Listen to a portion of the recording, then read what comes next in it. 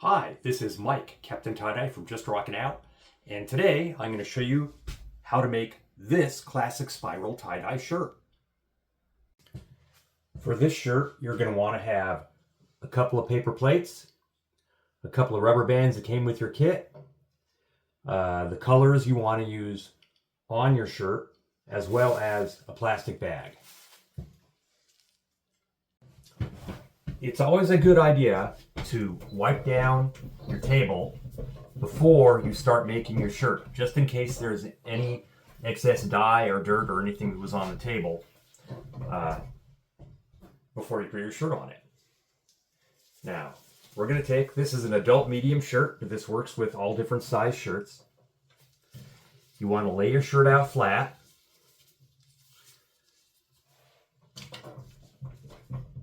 Kind of something like this. It doesn't have to be perfect.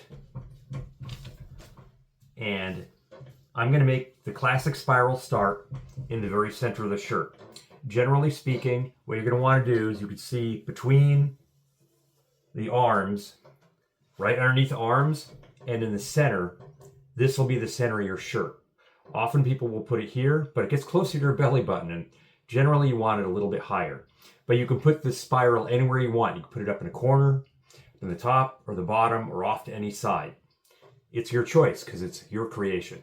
But today I'm going to put one right in the middle.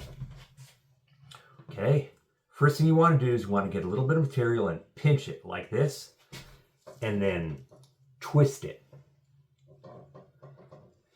After you twist, let go, and you'll still see the same little spot, and twist it again.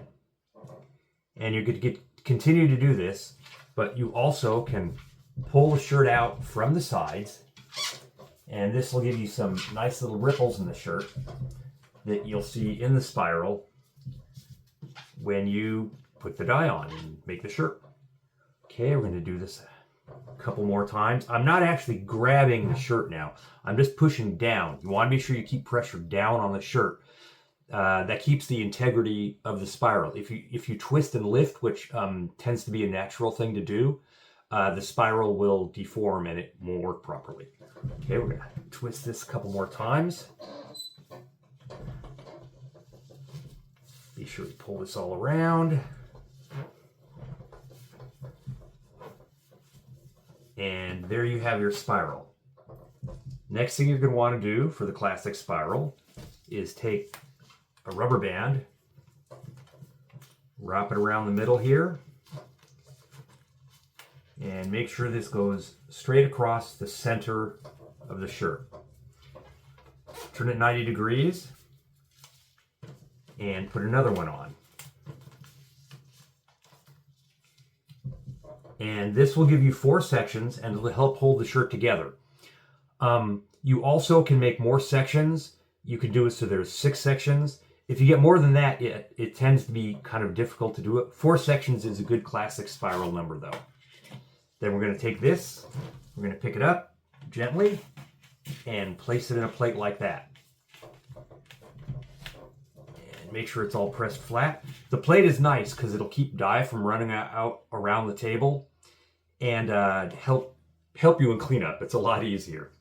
Okay, we're going to do our purple, yellow, red, and blue colors. Take the caps off and basically be creative. Put it in whatever section you want. I'm going to start with some purple here, and I'm going to fill up this little pie section with the purple. You don't have to put a lot of dye on, you just want to cover the entire section. The more dye you put on, the less white you'll have on the shirt, but a little bit of white is fine. You want to get it to the center, but don't fill the center up with dye. And that looks pretty good there. That aside. Next, we're going to use, let me see. Well, I know if I put my yellow and blue together, I'm going to get some green. So I think I'm going to want to do that. I'm going to put yellow on here. Same as we did with the purple.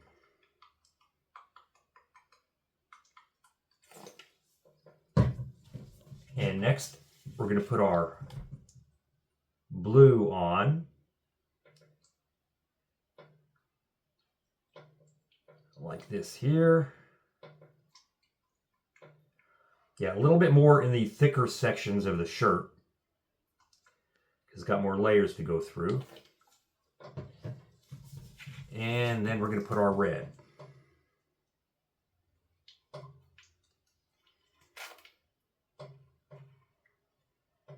Yeah, don't worry if the dye splashes around a little bit. It's tie-dye. It's supposed to do that. Okay, get it all in the areas here. And next, I'm going to take this here, take your second plate, and you want to put it on it and just turn it upside down. Now you have the back side, and you can see where the colors are. This is the red, purple, yellow, and blue. So we're going to put some yellow on here, just like we did the other side. It's actually a little easier to put on this side because it's pretty flat usually. Some yellow, and the blue.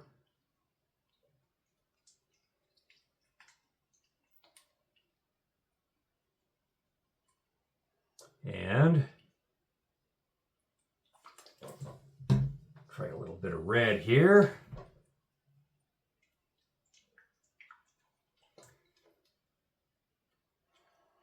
Yeah, and I know I'm not right in the center here. My rubber bands are a little off, but again, it's tie-dye. It's not a perfect thing. You don't have to stay within the lines, but you get to be creative. And put some purple in here.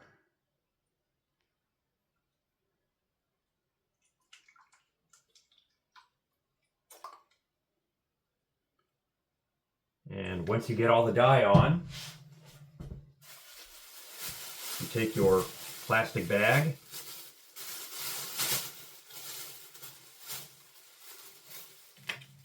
and you want to just slide this in here, just like that.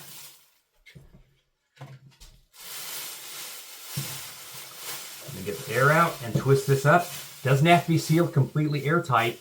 What you're trying to do is keep it wet for the next, at least 8 hours, and that helps the dye cure. Now you can take one of your plates, put this on the plate, because these bags do tend to leak a little bit, then put this aside and let it cure for, again, at least 8 hours. Longer is fine. I've let them sit for as long as a week, but 8 hours is fine.